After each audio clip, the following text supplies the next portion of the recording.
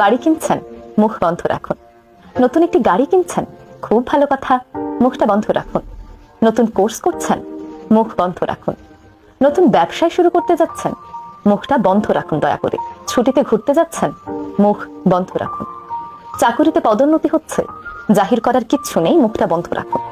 একটি কথা বলি, আমাদের জীবনের বড় মুহূর্তগুলোতে আমরা মনে করি আত্মীয় স্বজন বন্ধু বান্ধবদের জানালে তারা মনে হয় খুশি হবে, আনন্দটা ভাগাভাগি করে নিলেই তা দ্বিগুণ হবে।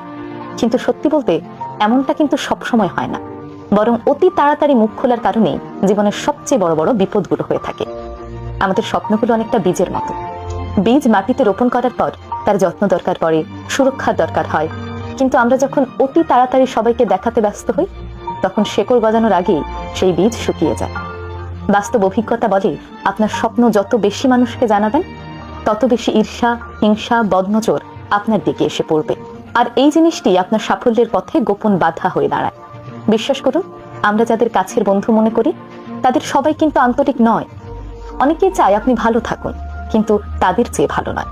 তাই আপনি যখন সফলতা অর্জন করেন, তারা সামনাসামনি হাসি মুখে আপনাকে অভিনন্দন জানালেও মনে মনে কিন্তু আপনার ব্যর্থতা চাইতেও পারে। এটি তিক্ত হলেও সত্য কথা। আর এই গোপন প্রতিযোগিতা আপনার আনন্দকে নিঃশব্দে বিষিয়ে তুলবে। অনেকেই বলে বদনজর শুধুই কুসংস্কার, কিন্তু অভিজ্ঞতা বলে ভিন্ন কথা।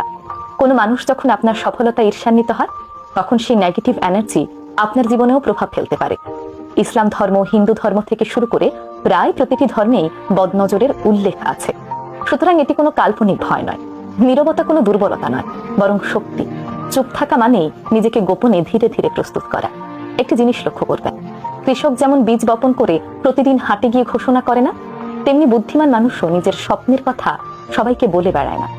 দেখুন, আপনার ভাগ্যে যা লেখা আছে, মহান আল্লাহ তাআলা আপনার জন্য যেই পরিকল্পনা করেছেন তা কেউ মুছে দিতে পারবে না। কিন্তু মাঝখান থেকে অতি তাড়াতাড়ি মুখ খোলার কারণে আপনি আপনার কাজে অযথাই বাধা সৃষ্টি করবেন। কিন্তু তাড়াহুড়ো করে আগে ভাগে মুখ খোলার কারণে আপনি নিজের জন্য বাধার সৃষ্টি করতে পারেন। তাই ধৈর্য ধরুন, পরিশ্রম করুন, আর মুখটাকে বন্ধ রাখুন। তাই মনে রাখবেন, স্বপ্নকে আগে ভাগে জানানো মানেই তাকে দুর্বল করে ফেলা। ঈর্ষা, হিংসা, বদনজর আপনার সাফল্যকে ধ্বংস করে দিতে পারে। তাই জীবন যখনই বড় কোনো সুসংবাদ নিয়ে আসবে, বিয়ে, পদোন্নতি, ব্যবসায় ভালো করা, পরীক্ষায় ভালো করা, এই জিনিসগুলোকে নীরবে উপভোগ করুন। সময় এলে আপনার সফলতাই চিৎকার করে পৃথিবীকে জানিয়ে দেবে আপনি কি করেছেন। কিন্তু সেই পর্যন্ত মুখটাকে বন্ধ রাখুন।